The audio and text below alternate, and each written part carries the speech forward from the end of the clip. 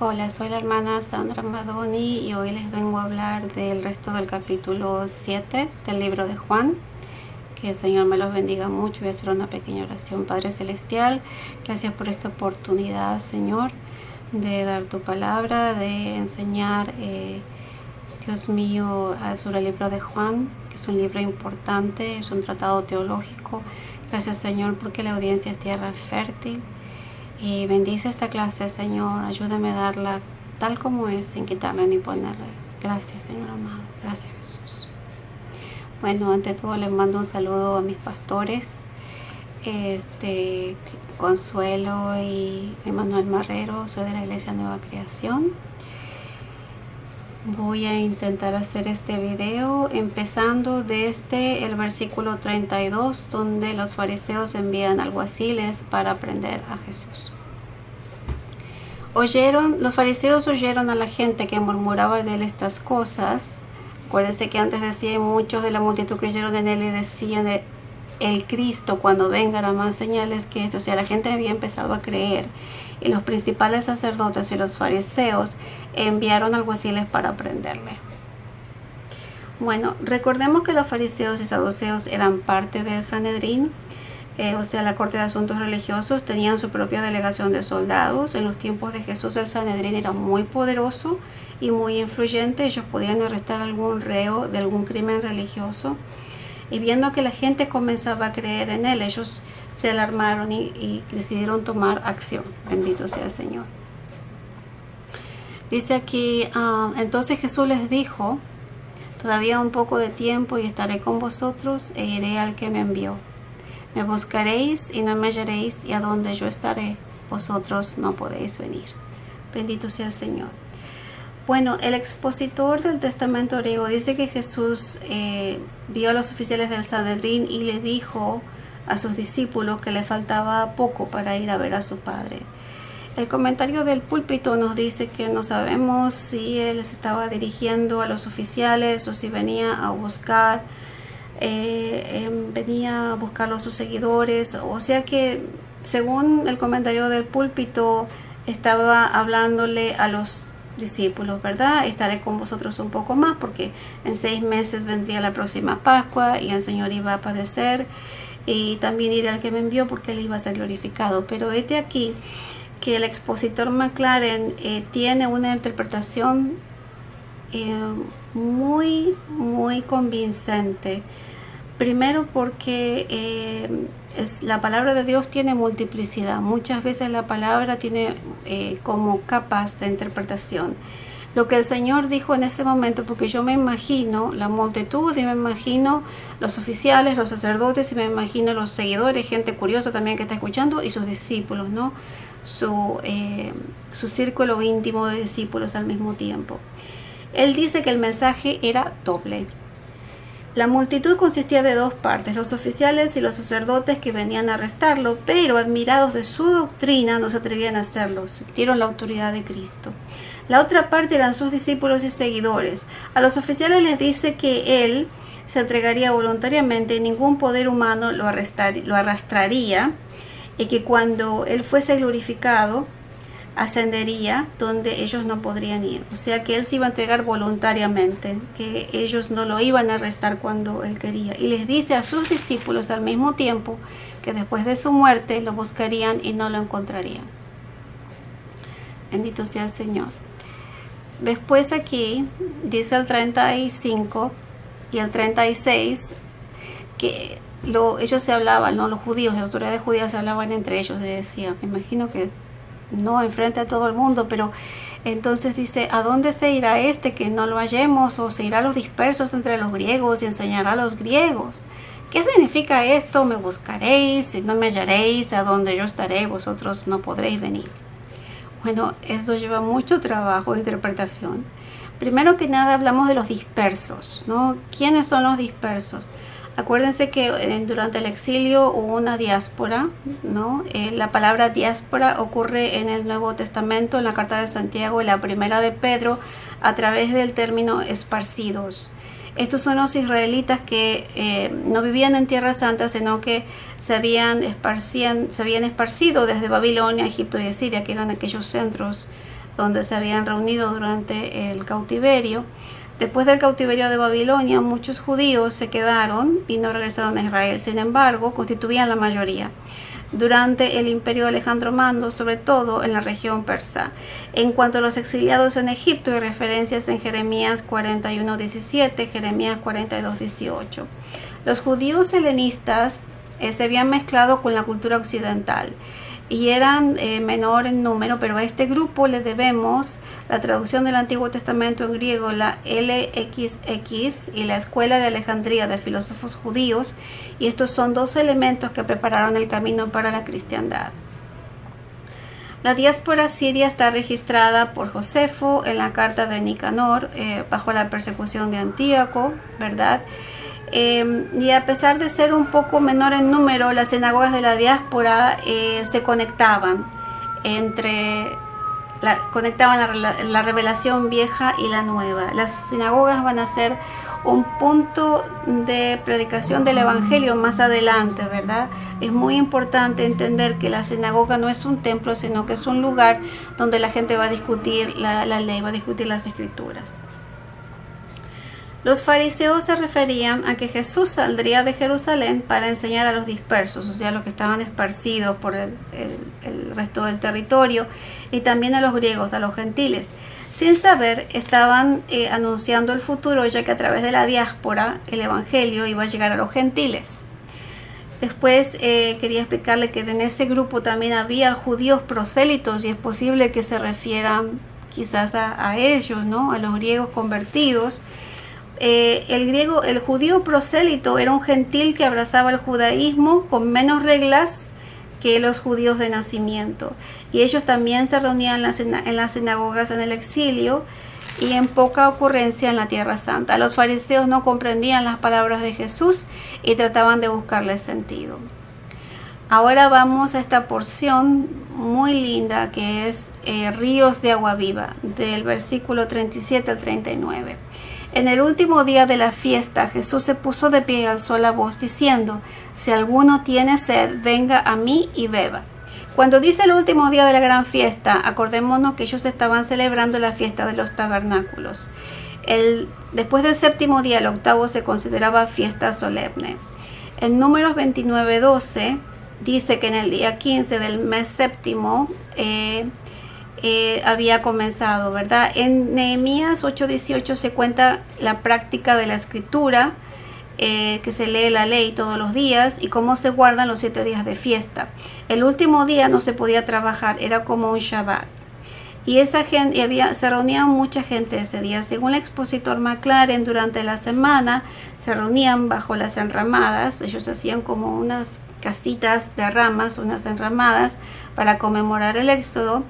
Y parte de la ceremonia era que cada mañana durante los 7 días, posiblemente el octavo, un grupo de sacerdotes vestidos de blanco caminaban desde el templo donde está el estanque del Siloé, y sacaban agua en un vaso de oro y las llevaban a las puertas del templo y las derramaban en el altar como libación, mientras cantaban esa escritura que dice: sacaréis con gozo las aguas de la salvación. Esta agua representa el agua de la roca de Moisés, y Jesús, aprovechando esa ceremonia, apunta al cumplimiento de las escrituras. Jesús apuntó durante el libro de Juan varias veces a las tipologías, o sea, los tipos de Jesús, o de la simbología mesiánica, como el pozo de Jacob, la serpiente de bronce, el maná y ahora la roca. El agua también representaba la lluvia tardía y también el don del Espíritu Santo. Según el Talmud, por lo tanto, su nombre es casa de extraer, porque de ahí se extrae el Espíritu Santo.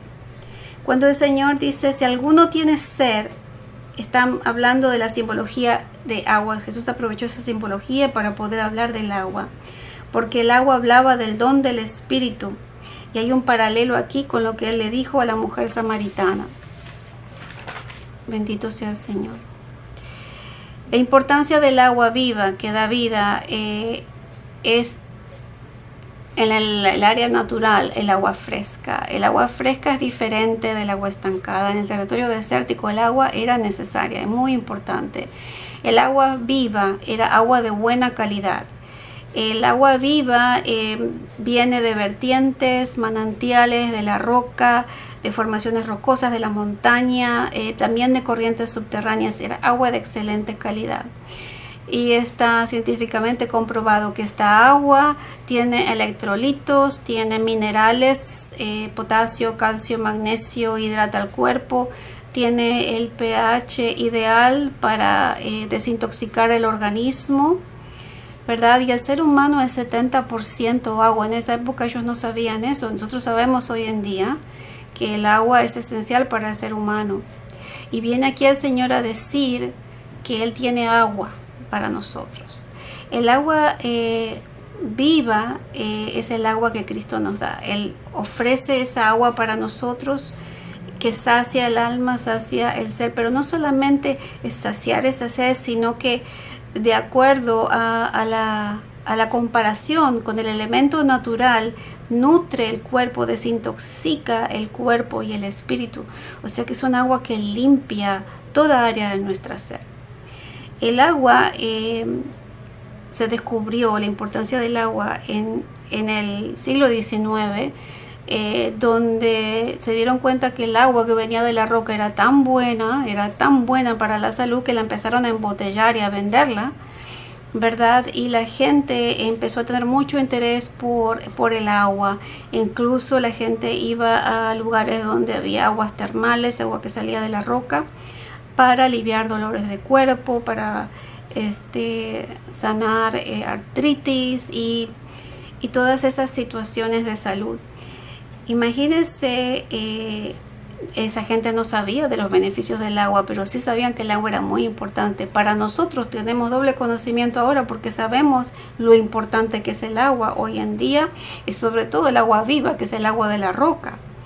Cuando dice el Señor aquí, de su interior correrán ríos de agua viva, esa agua viva de la que Jesús le habló a la samaritana iba a saciar la sed espiritual y nutrir y cuidar al que la posee, o sea, nosotros. Cuando recibimos el Espíritu Santo en nuestro corazón y el Espíritu Santo vive en nosotros, somos una fuente que salta para vida eterna. Y las palabras de Jesús, de su interior, como correrán de agua viva, porque Él dice, como dice la Escritura. ¿A qué Escritura se refiere? Zacarías 14:8a, porque dice, en aquel día sucederá que brotarán aguas vivas de Jerusalén. Este pasaje se leía el primer día de la fiesta de los tabernáculos. Versículo 39. Aquí Juan explica. Esto dijo del Espíritu porque habían de recibir los creyentes que creyeran en Él, pues aún no había venido el Espíritu Santo, pues a Él no había sido glorificado. Juan aclara que esto ocurriría después de la glorificación de Cristo. División entre la gente. Versículo 40. Entonces algunos de la multitud, oyendo estas palabras, decían, verdaderamente este es el profeta. Otros decían, este es el Cristo. Pero algunos decían, ¿de Galilea ha de venir el Cristo? ¿No dice la Escritura que del linaje de David y de la aldea de Belén, de donde era David, ha de venir el Cristo? Hasta aquí. Hasta los oficiales que habían sido enviados para arrestarlo estaban en la multitud. Había divisiones entre ellos. Los que no conocían a Jesús desde su nacimiento no sabían que Jesús había nacido en Belén, en la región de Judea, pero que había vivido por un tiempo en Egipto. Me acuerdan que se hay una escritura que dice, de Egipto llamé a mi hijo, en Galilea. Específicamente él pasó su infancia en Nazaret. El versículo 41, la idea de que el Mesías vendría de Belén, donde el rey David pasó su juventud, viene de la escritura que está en Miqueas 5:2. De la pequeña Belén saldrá el que será Señor en Israel, y que sus orígenes son de tiempo antiguo, desde los días de la eternidad. El versículo 42, donde habla de la descendencia de David, está en el Salmo 132:11, Jeremías 23:5, Isaías 11:1 y 10, donde se menciona específicamente al padre de David, a Isaí. Jesús es la raíz de Isaí, puesta como pendón a las naciones, y será buscada de los gentiles, y será glorioso su reino. Bendito sea el Señor. Esta promesa que el Señor le hizo a David fue la única promesa incondicional que le hizo, porque en cuanto al reinado le dijo: si me obedecieres, voy a conservar tu reino y el reino de tus hijos. Pero como él fue desobediente, él perdió el reino, pero no perdió la promesa de que de su descendencia iba a venir el Mesías. Bendito sea el Señor. Después aquí tenemos 43. Hubo entonces disensión en la gente a causa de él, y algunos de ellos querían prenderle, pero ninguno le echó mano. Aquí en el versículo 43, cuando habla de división, la palabra original es esquisma, que significa cisma. Es una división seria y cortante entre dos facciones, ¿verdad? Y son irreconciliables, o sea que había una división muy fuerte en ese momento. Y en este grupo había gente civil. Cuando ellos dicen que algunos buscaban prenderle, en este caso, según los comentaristas, no son los judíos, sino que había gente que quería llevarlo directamente al Sanedrín, pero nadie se atrevía. Aquí vemos otra vez cómo la gente se admiraba de la doctrina del Señor. Nunca ha hablado hombre así. Versículo 45. Los alguaciles vinieron a los principales sacerdotes y a los fariseos, y estos le dijeron: ¿por qué no le habéis traído? Los oficiales sabían que estaban cerca de Jesús para prenderlo, conmovidos por la enseñanza, ¿verdad? Y sintiéndose abrumados por el poder de Dios en sus palabras, no se atrevieron a hacerlo. El Sanedrín estaba esperando que los oficiales trajeran a Jesús, y ya estaban con los ánimos caldeados, ya estaban bien enojados. Versículo 46. Los alguaciles respondieron: jamás hombre alguno ha hablado como este hombre. El expositor del Nuevo Testamento griego dice probablemente Juan se está refiriendo a que ellos escucharon lo que él dijo entre los versos 32 y 34, que ningún hombre ha hablado de esa manera, ¿verdad? Y el versículo 48, 47 dice: entonces los fariseos le respondieron: también vosotros habéis sido engañados. Ellos eran bien celosos de su doctrina. Ellos querían también conservar su poder religioso, ¿no? Ellos tenían conexiones con Roma y venían a Jesús como una amenaza, ¿verdad?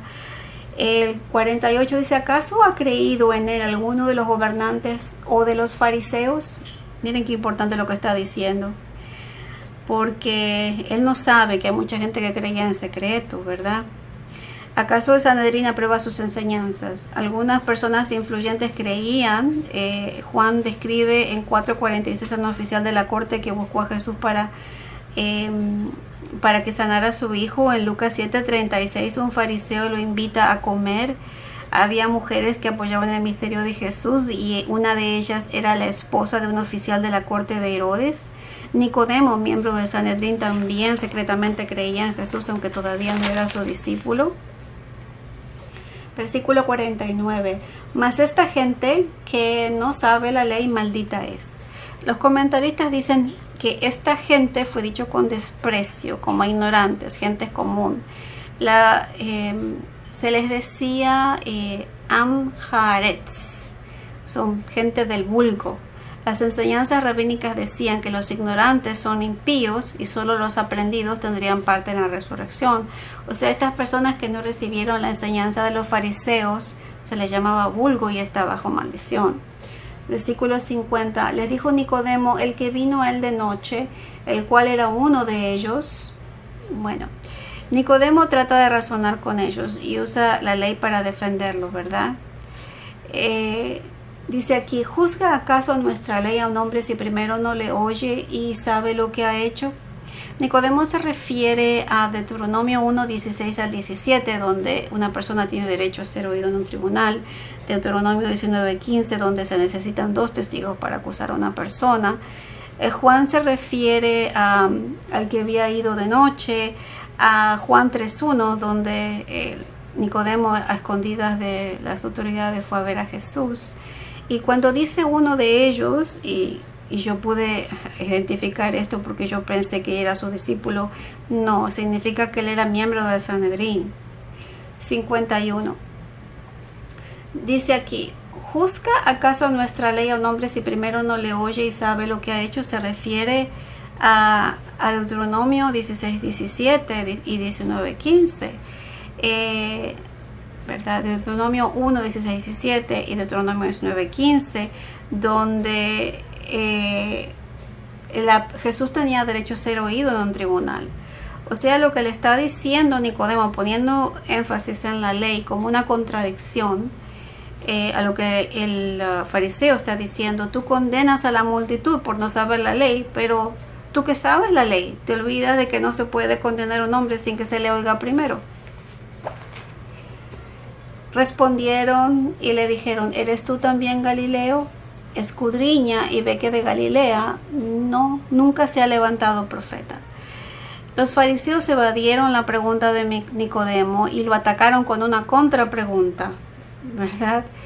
Decir que alguien era de Galilea era ofensivo. Había prejuicios contra los galileos, como que era gente campesina e iletrada, y además tenía un acento bien marcado. Y los fariseos asumían que Jesús vino de Galilea porque vivió ahí la mayoría del tiempo, pero ignoraban su nacimiento. Es en el libro de Mateo, escrito para los judíos, que se revela la genealogía de Jesús y su lugar de nacimiento profético en Belén. Para el judío es importante saber el origen de Jesús porque es cumplimiento de la profecía. Según el comentario de Cambridge, dice que cegados por su venganza personal, no se dieron cuenta que en Segunda de Reyes 14:25, que Jonás, hijo de Amitai, era de Gad-Efer, y Nahum y otros profetas como Oseas y Elías eran probablemente de esta región. Galilea hoy está en el norte de Israel, fue fundada por los israelitas de la tribu de Neftalí y Dan, superponiéndose a la tribu de Aser. En el libro de Jueces 1, 30-33 se sugiere que esto ocurrió después de la conquista de Josué, y los judíos y canaanitas vivían juntos hasta que en el reinado de David y Salomón, siglo X a.C., esa región formó parte del norte de Israel del norte. Amén. Ahora el capítulo 8 se va a discutir en el video que viene, si el Señor no viene antes. Pero vamos a hablar de la mujer adúltera, Jesús la luz del mundo, a donde yo voy, vosotros no podéis venir. Y en la otra porción, la verdad os hará libres, de la preexistencia de Cristo, es bastante larga, así que va a ser parte de otro video. Que el Señor me los bendiga y que descansen y que Dios me los proteja a todos. Muchas bendiciones.